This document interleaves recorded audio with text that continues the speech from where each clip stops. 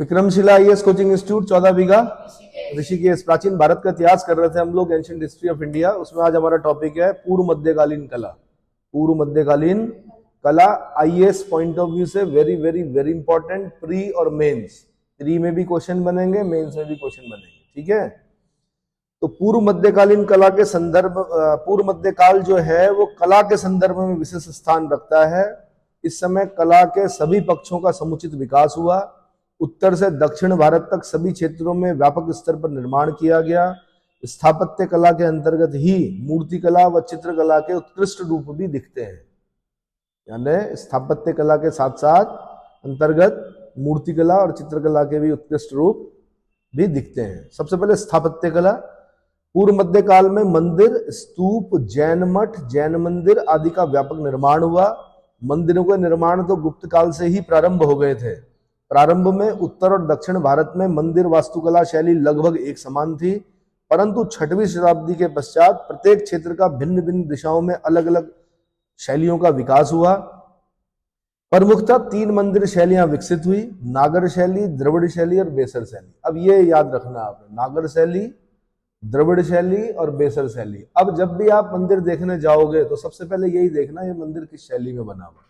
वैसे तो मैं बता दूं कि उत्तर में जो है वो नागर शैली है, दक्षिण में जो है वो द्रविड़ शैली है, और मध्य भारत और इस तरफ जो राइट वाली साइड में बेसर शैली दिखेगी आपको। लेकिन ऐसा नहीं है, कई बार क्या होता है कि द्रविड़ शैली में बन जाते हैं ऊपर के। उत्तर में भी हो सकता है कि दक्षिण भारतीय क्या हो, जैसे ऋषिकेश है, आंध्राश्रम है, तो उसमें कौन सी शैली दिखती है आपको? आंध्राश्रम है तो उसमें आपको द्रविड़ शैली दिखेगी। आंध्राश्रम में क्या दिखता है, क्योंकि दक्षिण भारतीय मंदिर है ना वो, उसमें जो शैली है वो क्या, द्रविड़ शैली। तो समझ में आ गया। तो 6वीं शताब्दी के पश्चात प्रत्येक क्षेत्र में भिन्न भिन्न दिशाओं में अलग अलग शैलियों का विकास हुआ। 3 मंदिर शैलियां विकसित हुई, नागर शैली, द्रविड़ शैली और बेसर शैली। पूर्व मध्यकालीन ग्रंथों में मंदिर वास्तुकला संबंधी विस्तृत उल्लेख प्राप्त हुए हैं, जैसे मानसोल्लास, मानसर, मानसार, सम्रांगण सूत्रधार, अपराजित पृच्छा, शिल्प प्रकाश आदि ग्रंथों में मंदिर वास्तु के मानक निर्धारित किए गए हैं। कहां पर? मानसोल्लास में, मानसागर में, सम्रांगण सूत्रधार में, अपराजित पृच्छा में और शिल्प प्रकाश में। इन ग्रंथों में मंदिर वास्तु के मानक निर्धारित किए गए हैं। मंदिर वास्तु से संबंधित 3 प्रकार के शिखरों का उल्लेख शिल्प ग्रंथों में मिलता है, जिनका वर्गीकरण संभवतः भौगोलिक आधार पर किया गया था। इन शैलियों से संबंधित जो विशेषताएं हैं वो बता रहा हूं मैं। सबसे पहले नागर शैली।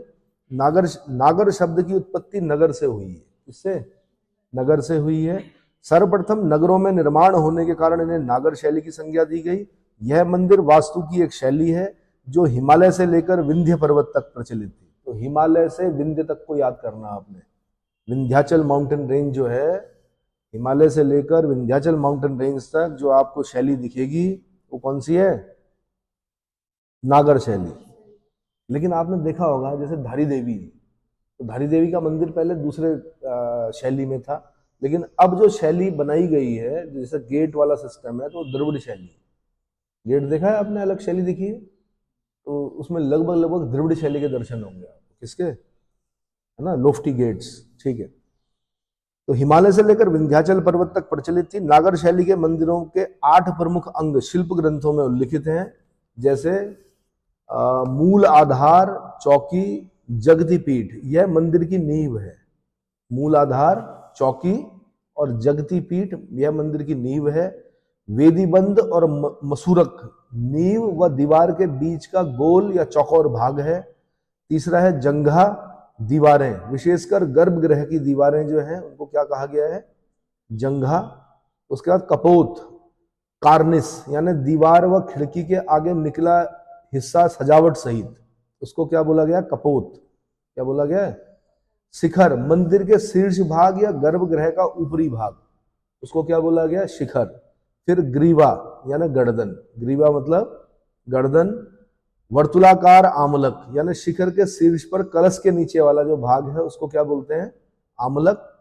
और कुंभ यानी कलश, शिखर का शीर्ष भाग। आप चित्र में ये दिखा रहा हूं आपको चित्र, इस चित्र में देखिए, गर्भगृह वो होता है जहां मेन जो प्रतिमा होती है, भगवान की जो मूर्ति होती है, जहां पर उसको क्या बोलते हैं? गर्भगृह। उसकी जो दीवारें होती है गर्भगृह की, उसको क्या बोलते हैं? जंघा। समझ में आ गया? उसके ऊपर जो ये बना होता है उसको क्या बोलते हैं? शिखर। शिखर के ऊपर जो होता है आमलक। आमलक के ऊपर क्या होता है? कलश, है ना? ये समझ में आ गया? तो इन शब्दों का प्रयोग हुआ है। 8 प्रमुख अंग बताए गए नागर शैली के मंदिरों में। तो आपसे क्वेश्चन पूछेगा कि नागर शैली के मंदिरों के 8 प्रमुख अंगों में से कौन शामिल नहीं है या कौन कौन से शामिल हैं? अगर ऑप्शन में आपको मूल आधार ऑब्लिक चौकी ऑब्लिक जगती पीठ दिख गया तो समझ लेना इसका मतलब है मंदिर की नींव, मंदिर की बुनियाद। ठीक है? अगर वेदी बंद और मसूरक लिखा हुआ है तो समझ लेना नींव की दीवार के बीच का गोल या चौकोर भाग। जंघा मैंने बता ही दिया, गर्भगृह की दीवारों को जंघा कहा गया है। और दीवार की खिड़की के आगे निकले जो सजावटी हिस्से होते हैं उसको कपोत कहा गया है। मंदिर के शीर्ष भाग या गर्भगृह का जो ऊपरी भाग है उसको शिखर कहा गया है। उसके ऊपर की जो भाग है उसको ग्रीवा या गर्दन कहा गया है। वर्तुलाकार आमलक यानी शिखर के शीर्ष पर जो कलश के नीचे वाला भाग होता है उसको वर्तुलाकार आमलक कहा गया है, या आमलक भी बोलते हैं कई बार, वर्तुलाकार नहीं यूज करते हैं, आमलक। और सबसे ऊपर जो होता है वो क्या होता है? कुंभ। कुंभ मतलब कलश, शिखर के शीर्ष भाग पर। इस शैली में बने मंदिरों को उड़ीसा में कलिंग, गुजरात में लाट और हिमालय क्षेत्र में पर्वतीय मंदिरों की संज्ञा दी गई। इसमें समतल छत की उठती हुई शिखर की प्रधानता पाई जाती है। इसे अनुप्रस्थिका एवं उत्थापन समन्वय भी कहा जाता है। नागर शैली के मंदिर आधार से शिखर तक चतुष्कोणीय होते हैं। कैसे होते हैं? चतुष्कोणीय। नागर शैली में मंदिर आधार से शिखर तक कैसा होता है? चतुष्कोणीय होते हैं। विकसित नागर मंदिर में गर्भगृह, उसके समक्ष अंतराल, महामंडप, मंडप और अर्धमंडप होते हैं। एक ही अक्ष पर एक दूसरे से संलग्न इनका निर्माण किया गया होता है। तो चित्र में देख लीजिए, महामंडप, मंडप, अर्धमंडप दिख रहा है? चित्र में दिख रहा है, एक लाइन में बने हुए हैं। ठीक है? अगला है द्रविड़ शैली। अगला क्या है? दक्षिण भारत में विकसित होने के कारण इसे द्रविड़ शैली कहा गया। कृष्णा नदी के दक्षिणी क्षेत्र में इसकी उपस्थिति है। कृष्णा नदी को खास ध्यान रखना है।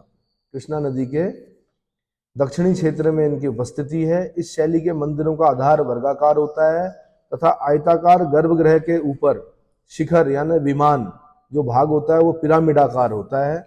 ये अनेक मंजिलों के होते हैं। इनका आकार अष्टभुजीय होता है। कैसा होता है? अष्टभुजीय होता है। शिखर के शीर्ष पर स्तूपिका निर्मित होती है। इनका निर्माण एक विशाल प्रांगण में होता है और प्रांगण के मुख्य द्वार को गोपुरम कहते हैं। आईएएस का क्वेश्चन है, गोपुरम क्या होता है? तो दक्षिण भारत जो द्रविड़ शैली के मंदिरों में जब आप जाएंगे तो सीधे मंदिर नहीं आता है, पहले लोफ्टी गेट्स आते हैं। एक गेट आएगा, फिर दूसरा गेट आएगा, फिर तीसरा गेट आएगा, बहुत सारे क्या होते हैं? गोपुरम बने होते हैं। ठीक है? इस शैली के मंदिरों का निर्माण पल्लव काल में प्रारंभ हुआ, चोल काल में सर्वोच्चता प्राप्त किया और विजयनगर काल के पश्चात इसका ह्रास होने लगा। 3 चरणों में पढ़ना आपने द्रविड़ शैली को। पल्लवों ने शुरू किया, जब पल्लव पढ़ रहे होंगे हम, नरसिंह वर्मन फर्स्ट, नरसिंह वर्मन सेकेंड, है ना? तो वहां पे कुछ शैलियां पढ़नी हमने, राजशेखर शैली, महामल्ल शैली। वहां पे रथ मंदिर पढ़ने हमने, एकाश मंदिर है, वो एक ही चट्टान को काट कर बनाया गया है, रथ मंदिर। ठीक है? सप्त पैगोडा क्या बोलते हैं उनको? 8 है उनकी संख्या। सबसे छोटा जो रथ है शायद द्रौपदी रथ है, ऐसे क्वेश्चन बने हैं। ठीक है? और आपने वहां पर तटीय मंदिर पढ़ने हैं। और फिर जब आप चोलों के समय में आएंगे तो आपने तंजावुर का वृद्धेश्वर मंदिर पढ़ना है। 13 मंजिला मंदिर है तंजौर का वृद्धेश्वर मंदिर या राजराजेश्वर मंदिर पढ़ना है, जो कि द्रविड़ शैली का उत्कृष्टतम नमूना है। ठीक है? और विजयनगर काल में भी आपने कृष्णदेव राय द्वारा बनाए गए मंदिरों को पढ़ना है। ठीक है? भगवान राम का मंदिर है और अन्य मंदिर हैं। चोल काल में इसमें मूर्तिकला और चित्रकला का संगम हुआ। इसके प्रांगण में छोटे बड़े अनेक मंदिर, कक्ष और जलकुंड होते थे। कल्याणी या पुष्करणी के रूप में जलाशय होता है। प्रांगण में विशाल दीप स्तंभ व ध्वजा स्तंभ भी निर्मित होते हैं। देखिए भाई, जो वृष्टि छाया प्रदेश होंगे वहां पर जब मंदिरों का निर्माण होगा तो सबसे पहले क्या बनेगी? बावड़ी बनेगी। क्या बनेगी? बावड़ी बनेगी। कभी आप आंध्राश्रम में जाना, ऋषिकेश में, क्या यहाँ पानी की कमी है? नहीं है, लेकिन शैली है। क्योंकि उस शैली में बनाना तो सबसे पहले तालाब बनेगा, क्योंकि मंदिर को जो आपूर्ति करेगा जल की वो कौन करेगा? तालाब करेगा। और वो सिर्फ आपूर्ति नहीं करेगा, वो आपका मतलब जितने भी पूजा पाठ संबंधी जो भी होंगे वो वहां पर किए जाएंगे। भगवान के पास तब जाना है अंदर। इतना समझ में आया? ठीक है। तो वृष्टि छाया प्रदेश समझ रहे हैं, जहां वर्षा कम होगी वहां पहले मंदिरों में क्या बनेगी? जलकुंड बनेंगे। इतना समझ में आया? अरे भाई समझ में आया? सदावाहिनी नदियां जहां नहीं है, जैसे हमारे यहाँ नहीं बनते उत्तराखंड में, क्या तालाब बनते हैं मंदिरों में? नहीं बनते। कारण बहुत पानी है ना? पानी पानी है। चोल काल में इनमें मूर्तिकला और चित्रकला का संगम हुआ। इसके प्रांगण में छोटे बड़े अनेक मंदिर, कक्ष और जलकुंड होते थे। कल्याणी व पुष्करणी के रूप में जलाशय होता था। कल्याणी या पुष्करणी, पुष्करणी के रूप में जलाशय होता है। प्रांगण में विशाल दीप स्तंभ और ध्वज स्तंभ भी होते हैं। प्रमुख मंदिर जो है तेलिका मंदिर ग्वालियर, महाबलीपुरम का शोर मंदिर। शोर मंदिर मतलब तटीय मंदिर, शोर बोलते हैं सी शोर, यानी समुद्र के किनारे हैं, इसलिए शोर टेम्पल्स बोला जाता है। महाबलीपुरम, महाबलीपुरम का भी जो नाम पड़ा है वो महामल्लपुरम के नाम पर पड़ा है। महामल्ल जो उपाधि थी राजा की, इसकी, हाँ जी, नरसिंह वर्मन फर्स्ट की, पक्का? हाँ चेक कर लो। तंजौर का वृद्धेश्वर मंदिर, रामेश्वरम का रामनाथ स्वामी मंदिर, कांची का कैलाशनाथ मंदिर, कांची का कैलाशनाथ मंदिर, मदुरई का मीनाक्षी सुंदरेश्वर मंदिर। मदुरई सिटी ऑफ फेस्टिवल्स बोलते हैं मदुरई को। वैगई नदी के तट पर है मदुरई। क्या है? त्योहारों का नगर कहते हैं मदुरई को। समझ में आया? मैंने कहा नहीं, भक्ति अगर देखनी है आपने, दक्षिण भारत जाए, वहां समझ में आएगा आपकी भक्ति क्या होती है। कांची का कैलाशनाथ मंदिर। अब दो क्वेश्चन आते हैं भाई। कांची का कैलाशनाथ मंदिर किसने बनाया? और एक आता है एलोरा का कैलाश मंदिर किसने बनाया? तो कांची वाला ढूंढो जरा, किसने बनाया कांची का कैलाशनाथ मंदिर? जैसे एलोरा का कैलाश मंदिर तो राष्ट्रकूट शासक कृष्ण फर्स्ट ने बनवाया। बिगेस्ट रॉक कट टेम्पल है। बिगेस्ट क्या है ये? इसमें नहीं आ रहा है, मैं अलग बता रहा हूं आपको। राष्ट्रकूट शासक कृष्ण फर्स्ट ने एलोरा का कैलाश मंदिर बनाया। एलोरा पड़ता है महाराष्ट्र में। कहां पड़ता है? बिगेस्ट रॉक का टेम्पल, एक रॉक को काटकर बनाया गया है। अब मंदिर वैसे नीचे से बनते हैं, वो ऊपर से बना। ऊपर से बना मतलब कलश बना उसका, फिर आमलक बना, फिर ग्रीवा बनी, फिर शिखर बना, फिर जंघा बनी, गर्भगृह बना, है ना, स्तंभ बने, बहुत सारी चीजें बनी। कांची का कैलाशनाथ मंदिर किसने बनाया? नरसिंह वर्मन सेकंड ने बनाया। पल्लव शासक नरसिंह वर्मन सेकंड। ठीक है। ऐसे मदुरई का मीनाक्षी सुंदरेश्वर मंदिर है।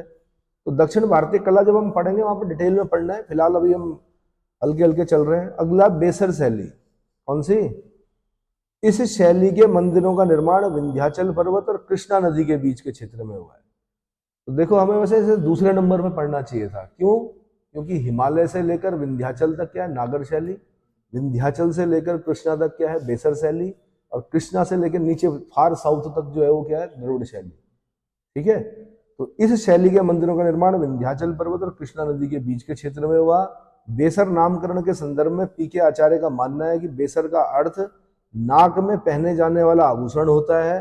चूंकि इन मंदिरों का आकार आधार से शिखर तक वृत्त के आकार का गोल होता है, इसलिए इस शैली का नामकरण बेसर हुआ। यह एक मिश्रित शैली है जिसमें नागर और द्रविड़ दोनों शैलियों के लक्षण पाए जाते हैं। यह विन्यास में द्रविड़ शैली का है और रूप में नागर शैली जैसा है। रूप में नागर शैली जैसा होता है। शिखर नागर शैली जैसा तथा मंडप जो है द्रविड़ शैली जैसा किया गया है और इन्हें अंतराल द्वारा जोड़ा गया है। इस शैली का विकास चालुक्य और होयसाल शासकों के काल में हुआ। अब यह याद रखना आप, बेसर शैली का विकास किसके समय हुआ? आंसर चालुक्यों और होयसाल शासकों के काल में हुआ। इसलिए इसे वादामी चालुक्य शैली या होयसाल शैली भी कहा जाता है। क्या बोलते हैं? बादामी राजधानी थी ना चालुक्यों की, वातापी के चालुक्य। वातापी और बादामी एक ही है, तो बादामी चालुक्य शैली या होयसाल शैली भी कहा जाता है। बेसर शैली के प्रमुख मंदिरों में ऐहोल के मंदिर, बेलूर का द्वार समुद्र मंदिर, सोमनाथपुरी का मंदिर एलोरा का कैलाशनाथ मंदिर। तो मैंने कहा एलोरा का कैलाशनाथ मंदिर जो राष्ट्रकूट शासक कृष्ण फर्स्ट ने बनाया, बिगेस्ट रॉक कट टेम्पल है, बेसर शैली में। इसमें है बेसर शैली में। जबकि कांची का कैलाशनाथ मंदिर वो आपका द्रविड़ शैली में है, वो पल्लव शासक नरसिंह वर्मन। कंफर्म हो? कंफर्म, ठीक है, सेकंड ने बनाया, ठीक है। अगला नागर शैली के प्रमुख मंदिर। अगला क्या है? नागर शैली के प्रमुख मंदिरों को बता रहा हूं मैं। तो नागर शैली के जो प्रमुख मंदिर हैं उसमें कौन कौन है भाई? खजुराहो के मंदिर। कौन से? खजुराहो के मंदिर जो है चंदेल शासकों ने बनवाए, चंदेल शासकों द्वारा निर्मित किया कराए गए। खजुराहो जो है वो चंदेल शासकों का कला केंद्र और राजधानी थी। यहाँ उन्होंने अनेक मंदिर बनवाए। ऐसा माना जाता है कि 12वीं शताब्दी में यहाँ 85 मंदिर थे। कितने? परंतु वर्तमान में सिर्फ 25 मंदिर विद्यमान है। टी.एस. बर्ट ने खजुराहो के मंदिरों की खोज की, जिनका पुनरीक्षण अलेक्जेंडर कनिंघम ने किया, और यहाँ के मंदिरों को 3 समूहों, पश्चिमी समूह, पूर्वी समूह और दक्षिणी समूह में समूहीकृत किया गया। पश्चिमी समूह, पूर्वी समूह और दक्षिणी समूह में समूहीकृत किया गया। खजुराहो मध्य प्रदेश के छतरपुर जिले में स्थित है। इसको हाईलाइट करना, याद करना पड़ेगा आपको। छतरपुर जिला मध्य प्रदेश के छतरपुर जिले में स्थित है। यहाँ के मंदिरों का निर्माण 9वीं से 12वीं शताब्दी के बीच करवाया गया। ये मंदिर वैष्णव, शैव और जैन धर्मों से संबंधित हैं। बौद्ध मंदिरों का निर्माण यहाँ नहीं हुआ है। विकास क्रम की दृष्टि से वामन और आदिनाथ मंदिर प्रारंभिक अवस्था के माने जाते हैं। तत्पश्चात 64 योगिनी मंदिर, जगदम्बा, चतुर्भुज, पार्श्वनाथ और विश्वनाथ मंदिर माने जाते हैं। खजुराहो कला का चरमोत्कर्ष जो है वो कंदरिया महादेव मंदिर में दिखता है। कहाँ दिखता है? कंदरिया महादेव मंदिर में दिखता है। इसका निर्माण विद्याधर चंदेल ने करवाया था। किसने? तो खजुराहो में जो पुराने मंदिर हैं वो वामन मंदिर है, आदिनाथ मंदिर है, लेकिन जो बाद में जो सबसे सुंदर मंदिर है वो कंदरिया महादेव का मंदिर है। सबसे बड़ी नंदी प्रतिमा यहीं पर है। नंदी की सबसे बड़ी प्रतिमा कंदरिया महादेव के मंदिर में है। इसका निर्माण किसने कराया था? मैंने कहा कंदरिया महादेव के मंदिर का चंदेल शासक विद्याधर चंदेल ने करवाया था। खजुराहो के मंदिरों का निर्माण ग्रेनाइट और लाल बलुआ पत्थर, रेड सैंडस्टोन, ग्रेनाइट और रेड सैंडस्टोन से नागर शैली में किया गया है। मंदिर ऊंची चौकी पर निर्मित है। गर्भगृह, अंतराल, मंडप और अर्ध मंडप का विधान है। खजुराहो के मंदिरों के शिखर की एक विशिष्टता उरुश्रृंगों का निर्माण संबंधी है। उरुश्रृंगों के निर्माण संबंधी है। शिखर पर छोटे छोटे शिखर बनाए गए हैं जिन्हें उरुश्रृंग कहा जाता है। क्या कहा जाता है? आपसे क्वेश्चन पूछ सकता है क्या? खजुराहो के मंदिरों के जो ऊपर शिखर पर छोटे छोटे शिखर हैं उन्हें क्या कहा जाता है? आंसर उरुश्रृंग कहा जाता है। मंदिरों के प्रवेश द्वार के ऊपर मकर मुख की आकृति बनी हुई है, इसलिए इन प्रवेश द्वारों को मकर तोरण कहा जाता है। क्या बोला जाता है? मकर मतलब मगरमच्छ, मकर मतलब मगरमच्छ। मकर वाहिनी गंगा, गंगा में मगरमच्छ होते हैं इसलिए क्या बोलते हैं? मकर वाहिनी। यमुना में क्या होते हैं? कछुए, कूर्म वाहिनी यमुना, है ना। कुछ मंदिरों में प्रदक्षिणा पथ भी है। प्रदक्षिणा पथ का मतलब समझते हैं? जब आप परिक्रमा करते हैं ना जिसपे, उसको बोलते हैं प्रदक्षिणा पथ।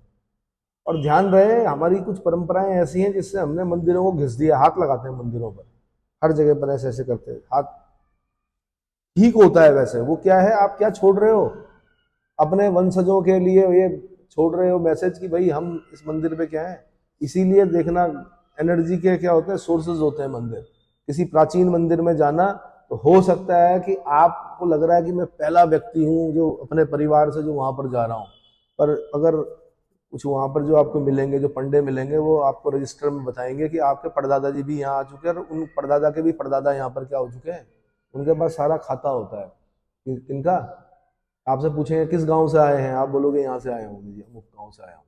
तो फिर निकालेंगे उस पन्ने को, उसमें पता चलेगा कि आपके परदादा जी भी परदादी के साथ बाकायदा विद फैमिली आए थे और वो भी प्रदक्षिणा पथ में। क्या तो अच्छा फील होता है कि हमारे पूर्वज यहाँ से। समझ में आया? जैसे कुछ लोग सोच रहे हैं कि हम ही हैं बस जो कुंभ नहा के आए अभी प्रयागराज। अरे आपके दादाजी भी गए होंगे, परदादा जी भी गए होंगे, परदादी के साथ गए होंगे, परनानी नाना सब परनाना सब गए होंगे। समझ में आया?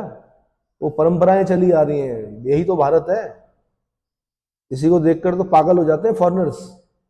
क्या ठीक है, प्रदक्षिणा पथ समझ में आ गया।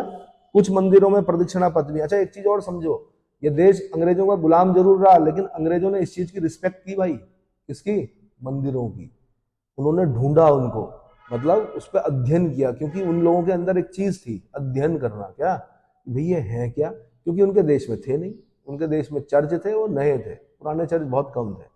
जब उन्होंने देखा और पढ़ा और जब उनकी समझ में आया तो उन्होंने कहा यार ये लोग गुलाम बने कैसे यार?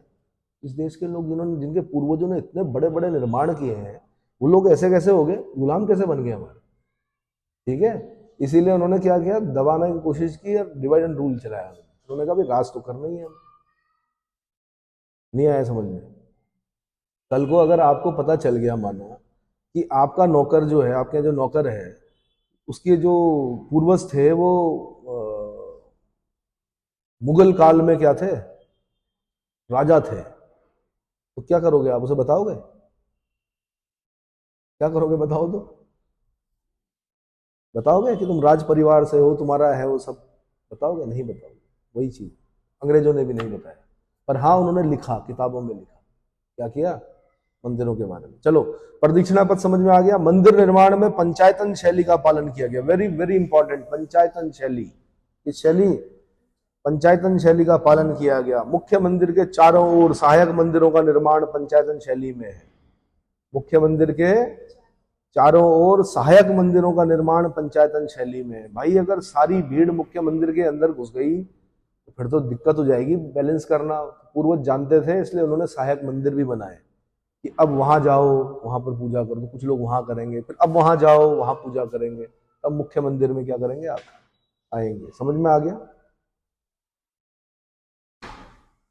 सहायक मंदिरों में भी रेखा प्रसाद शिखर निर्मित है। सहायक मंदिरों में क्या है? रेखा प्रसाद शिखर निर्मित है, जिसमें मंदिर समूह एक पर्वत श्रृंखला के सदृश लगते हैं। खजुराहो के मंदिरों के भीतर तथा बाहरी दीवारों को बहुसंख्यक मूर्तियों से अलंकृत किया गया है। कंदरिया महादेव मंदिर के महामंडप में एक अद्वितीय चतुष्पद शिव प्रतिमा स्थापित की गई है। चतुष्पद शिव प्रतिमा स्थापित की गई है। देवी देवताओं के साथ साथ अप्सराओं, दिग्पालों, गणों, पशु पक्षियों की मूर्तियां भी निर्मित की गई हैं। इनमें कुछ स्थानों पर कामाशक्त मिथुन मूर्तियां बहुसंख्यक में है। कामासक्त मिथुन मूर्तियां बहुसंख्यक में है। काम में आसक्त मिथुन मूर्तियां बहुसंख्यक में है, परंतु चतुर्भुज मूर्तियां एकमात्र मंदिर है जिसमें मिथुन प्रतिमाओं का अभाव है। संभवतः तांत्रिक विचारधारा के प्रभाव के कारण ही यह कामुक मूर्तियां बनी थी। पर मैं आपको बता दूं कि एक आपने कामसूत्र सुना होगा, एक ग्रंथ है कामसूत्र। सेक्स एजुकेशन दी जाती थी। सेक्स एजुकेशन पर भी यहाँ पर पुस्तक लिखी जा चुकी है, जिसको क्या बोलते हैं? कामसूत्र। किसका? वात्स्यायन का कामसूत्र। समझ में आया? तो जब आप उन मंदिरों को देखेंगे तो वहां पर क्या है? कामुक मूर्तियां दिखेंगी आपको। इसका मतलब आपको एजुकेट किया जा रहा था। क्या किया जा रहा था? एजुकेट किया जा रहा था। ठीक है। अच्छा, खजुराहो के जो प्रमुख मंदिर हैं वो बता देता हूं मैं। यशोवर्मन द्वारा निर्मित वैष्णव मंदिर जो है वो लक्ष्मण मंदिर है। विद्याधर चंदेल द्वारा जो निर्मित मंदिर है वो कंदरिया महादेव का मंदिर है, भगवान शिव का मंदिर है। विद्याधर द्वारा जो निर्मित मंदिर है वो शांतिनाथ जैन मंदिर है। विद्याधर द्वारा ही निर्मित एक और मंदिर है चित्रगुप्त मंदिर, सूर्य मंदिर है। चित्रगुप्त मंदिर सूर्य मंदिर है। धंग देव द्वारा निर्मित जो मंदिर है वो कौन कौन है? पार्श्वनाथ मंदिर। कौन सा? पार्श्वनाथ मंदिर, ये जैन मंदिर है। जिननाथ जैन मंदिर है। वैद्यनाथ और विश्वनाथ मंदिर ये शिव मंदिर है। और मातंगेश्वर मंदिर ये शैव मंदिर है। ठीक है। फिर छठा है मदन वर्मन। मदन वर्मन द्वारा जो निर्मित मंदिर है वो कौन कौन से? धुलादेव मंदिर ये शिव मंदिर है। जगदम्बा मंदिर। फिर यशोवर्मन द्वारा जो निर्मित मंदिर है वो चतुर्भुज मंदिर विष्णु मंदिर है। कौन से? चतुर्भुज मंदिर विष्णु मंदिर। तो किस किस निर्माणकर्ता कौन कौन थे खजुराहो में? यशोवर्मन, विद्याधर चंदेल, विद्याधर चंदेल, विद्याधर चंदेल, धंगदेव, मदन वर्मन और यशोवर में। समझ में आ गया? अब नागर शैली और द्रविड़ शैली में क्या अंतर है हल्का सा बता दूं। तो जो नागर शैली है वहां पे वर्गाकार गर्भगृह के ऊपर पर्वत श्रृंग के समान शिखर, जबकि द्रविड़ शैली में आयताकार गर्भगृह के ऊपर पिरामिड शिखर, पिरामिडाकार शिखर। नागर शैली में क्या होता है? वर्गाकार होता है गर्भगृह। कैसा होता है नागर शैली में? वर्गाकार होगा, यानी लंबाई चौड़ाई बराबर होगी उसकी। लंबाई चौड़ाई क्या होगी? लेकिन द्रविड़ शैली में क्या होगा? लंबाई ज्यादा होगी, चौड़ाई कम होगी, यानी आयताकार गर्भगृह होगा और उसके ऊपर का जो शिखर होगा वो पिरामिडाकार होगा। जबकि मैंने कहा वर्गाकार, नागर शैली में क्या होगा? गर्भगृह वर्गाकार होगा और उसके ऊपर जो शिखर होगा वो कैसा होगा? पर्वत श्रृंग, पर्वत श्रृंग। द्रविड़ शैली में जो शिखर है उसको विमान बोला जाता है। क्या बोलते हैं? विमान। ठीक है। अच्छा, नागर शैली के शिखर के शीर्ष पर आमलक और कलश होंगे। क्या होंगे? आमलक और कलश। जबकि द्रविड़ शैली के शिखर के शीर्ष पर बेलनाकार व एक ओर से अर्धचंद्राकार संरचना एवं उसके ऊपर स्तूपिका होगी। क्या होगी? उसके ऊपर स्तूपिका होगी। अच्छा, नागर शैली का जो शिखर होगा वो एक मंजिला होगा, द्रविड़ शैली का शिखर जो होगा वो बहुमंजिला होगा। नागर शैली के द्वार के रूप में तोरण द्वार होंगे, लेकिन द्रविड़ शैली के द्वार के रूप में गोपुरम होंगे। क्या होंगे? Lofty gates. ठीक है। नागर शैली में चार दीवारों से घिरे हुए नहीं होंगे और जो द्रविड़ शैली है वो विशाल प्रांगण में स्थित होगी। नागर शैली में द्वीप स्तंभ और ध्वज स्तंभ का विधान नहीं है, लेकिन द्रविड़ शैली में विशाल द्वीप स्तंभ और ध्वज स्तंभों का विधान है। नागर शैली में गर्भगृह के सामने मंडप व अर्धमंडप होंगे, जबकि द्रविड़ शैली में गर्भगृह के सामने मंडप आवश्यक नहीं है। प्रायः शिखर विहीन मंडप चावड़ी या चौल श्री के रूप में स्तंभ युक्त महाकक्ष होगा। ठीक है। नागर शैली में मुख्य मंदिर के अतिरिक्त अन्य छोटे मंदिरों पर भी शिखर होता है। द्रविड़ शैली में मुख्य मंदिर पर ही सिर्फ विमान का विधान है, परिसर में स्थित अन्य मंदिरों पर नहीं। नागर शैली में गलियारा यानी प्रक्रम सामान्य हिस्सा नहीं है, जबकि द्रविड़ शैली में मुख्य मंदिर के आसपास लंबे गलियारे यानी प्रक्रम, गलियारे मैंने कॉरिडोर, प्रक्रम होते हैं, लंबे गलियारे होते हैं। यानी आप मंदिर के पहले एक गलियारे से गुजरना पड़ेगा तब जाके मंदिर आएगा। यानी अगर आपको मंदिर जाना है, यहाँ से गेट स्टार्ट हो जाएंगे, तब जाके जहाँ नटराज है वहां जाके मंदिर मिलेगा। समझ में आ गया? इसके बाद बता रहा हूं मैं उड़ीसा के मंदिर। तो उड़ीसा में लगभग 8वीं शताब्दी से 13वीं शताब्दी के बीच अनेक मंदिरों का निर्माण हुआ, जो नागर शैली के सर्वोत्कृष्ट उदाहरण प्रस्तुत करते हैं। नागर शैली के सर्वोत्कृष्ट उदाहरण प्रस्तुत करते हैं उड़ीसा के मंदिर। सबसे पहले भुवनेश्वर का लिंगराज मंदिर। भुवनेश्वर का लिंगराज मंदिर यह शिव मंदिर है। फर्ग्यूसन के अनुसार इसके निर्माण कार्य का प्रारंभ ललातेंदु केसरी के द्वारा कराया गया। Very important, Lalatendu Kesari. भुवनेश्वर का लिंगराज टेम्पल ललातेंदु केसरी ने कराया और अंततः 12वीं शताब्दी में इसे पूर्णता प्राप्त हुई। नागर शैली का सर्वोत्तम मंदिर माना जाता है। नागर शैली का यानी भुवनेश्वर का लिंगराज मंदिर जो है वो नागर शैली का सर्वोत्तम मंदिर माना जाता है। दूसरा है पुरी का जगन्नाथ मंदिर। इस मंदिर का निर्माण गंग शासक अनंतवर्मन चोड़गंग के द्वारा करवाया गया। प्रारंभ जो किया किसने किया? अनंतवर्मन चोड़गंग ने प्रारंभ किया और अनंग भीमदेव ने इसको पूरा कराया। अनंग भीमदेव ने पूरा कराया। यह वैष्णव मंदिर है जो भगवान श्री कृष्ण को समर्पित है। इस मंदिर के मुख्य देवता भगवान जगन्नाथ अपने भाई भगवान बलभद्र और बहन देवी सुभद्रा के साथ आषाढ़ शुक्ल द्वितीय को रथ में सवार होकर अपनी मौसी के घर गुडिचा माता मंदिर जाते हैं। आषाढ़ शुक्ल द्वितीया, शुक्ल पक्ष की द्वितीया को रथ में सवार होकर अपनी मौसी के घर गुडिचा माता मंदिर जाते हैं, जो कि पुरी की रथ यात्रा के नाम से विश्व प्रसिद्ध है। तो रथ यात्रा, बड़े बड़े रथ हैं। किन किन के हैं? भगवान जगन्नाथ के हैं, बलभद्र के हैं और सुभद्रा के हैं। भगवान जगन्नाथ कौन हो गए? कृष्ण हो गए, भगवान कृष्ण। बलभद्र जो हो गए वो कौन हो गए? दाऊ, बलराम हो गए। और बहन कौन होगी? देवी सुभद्रा। ठीक है। जगन्नाथ मंदिर के शिखर पर अष्ट धातु निर्मित सुदर्शन चक्र स्थापित किया गया है। अष्ट धातु का है वो सुदर्शन चक्र। ठीक है, सुदर्शन चक्र स्थापित किया गया। अगला कोणार्क का सूर्य मंदिर, ब्लैक पैगोडा बोलते हैं इसको। क्या बोलते हैं? ब्लैक पैगोडा, कोणार्क का सूर्य मंदिर। इसका निर्माण गंगवंशी शासक नरसिंह प्रथम ने करवाया था। गंग शासक नरसिंह प्रथम ने 13वीं शताब्दी में करवाया था। यह मंदिर रथ के रूप में निर्मित है। 12 पहियों वाले रथ को 7 अश्वों द्वारा खींचते हुए दिखाया गया है। इस मंदिर को ब्लैक पैगोडा या काला पैगोडा की संज्ञा भी प्रदान की गई। क्लियर हो गया। उड़ीसा के मंदिरों की जो सामान्य विशेषताएं हैं वो बता रहा हूं। मंदिर का गर्भगृह देउल कहलाता है। यहाँ पर गर्भगृह को क्या बोलते हैं? देउल कहते हैं। और देउल के ऊपर निर्मित शिखर रेखा देउल कहलाता है। देउल के ऊपर निर्मित शिखर रेखा देउल कहलाता है। गर्भगृह के आगे अंतराल के पश्चात बने चौकोर कक्ष को जगमोहन कहा जाता है। क्या बोलते हैं? जगमोहन कहते हैं। यह मुख्य मंडप या सभा मंडप होता है जहां भक्त एकत्रित होकर पूजा अर्चना करते हैं। जगमोहन का शीर्ष भाग पिरामिडाकार होता है। बड़े मंदिरों में जगमोहन के आगे 2 और मंडप, नृत्य मंडप और भोग मंडप बने होते हैं। नृत्य मंडप और भोग मंडप बने होते हैं। रेखा देउल, इसमें शिखर ऊंचा होता है। पीड़ देउल, इसमें क्षितिजाकार पिरामिड प्रकार का शिखर निर्मित होता है। और खाकर, गर्भगृह आयताकार होता है और छत गज पृष्ठाकार निर्मित होती है। अब ये यूपीएससी में पूछे जाते हैं ऐसे क्वेश्चन। रेखा देउल, पीड़ देउल और खाकर क्या है ये? ठीक है। उड़ीसा के मंदिर में स्तंभों का बहुत कम प्रयोग किया गया है, बल्कि लोहे की शैतीरों का प्रयोग हुआ है। उड़ीसा के मंदिर भी द्रविड़ मंदिरों की तरह प्रांगण में स्थित होते हैं। जगन्नाथ मंदिर जो है वो दोहरे प्रांगण में स्थित है। दोहरे प्रांगण में स्थित है। उड़ीसा के मंदिर में खजुराहो के मंदिरों की तरह भीतरी और बाहरी दोनों दीवारों पर मूर्तियां उत्कीर्ण नहीं है, बल्कि सिर्फ बाहरी दीवारों पर ही मूर्तियां हैं।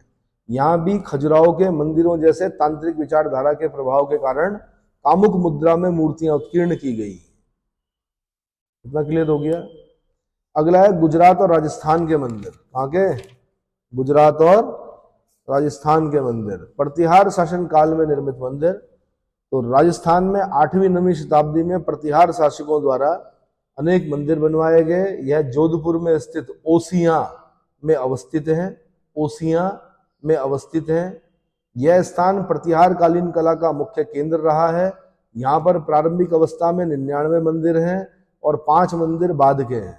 इनके शिखर उड़ीसा के प्रारंभिक मंदिरों के समान हैं।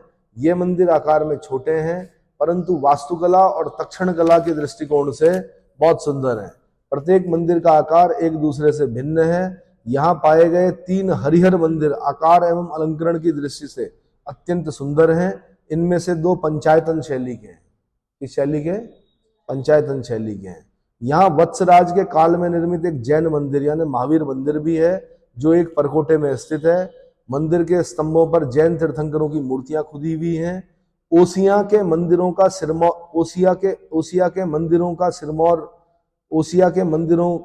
सिरमौर माना जाने वाला सूर्य मंदिर भी पंचायतन शैली में निर्मित है।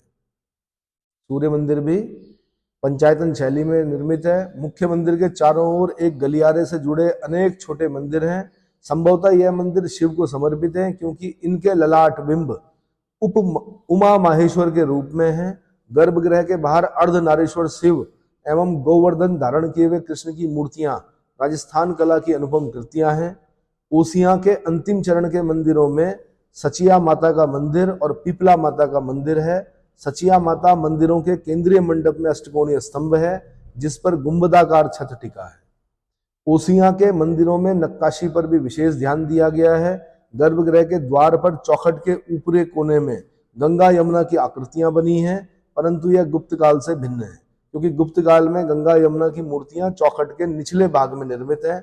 ओसिया के मंदिर के चौखटों पर 9 ग्रहों की आकृतियां भी खोदी गई हैं। 9 ग्रह होते हैं, उन 9 ग्रहों की आकृतियां भी खोदी गई है। इतना समझ में आ गया। अब इसको आपने अपने मोबाइल पर जाना है, इनको देखना है। जितने भी मंदिर में बता रहा हूं इनको देखना है, इनकी मूर्तियों को देखना है, नजदीक से देखना है। ठीक है। अगला है सोलंकी शासन काल में निर्मित मंदिर। तो गुजरात में सोलंकी वंशी शासकों तथा उनके मंत्रियों व धनाढ्य व्यापारियों द्वारा अनेक भव्य मंदिर निर्मित कराए गए। ऊंचे चबूतरों पर निर्मित इन मंदिरों में एक देवालय तथा एक कक्ष होता था।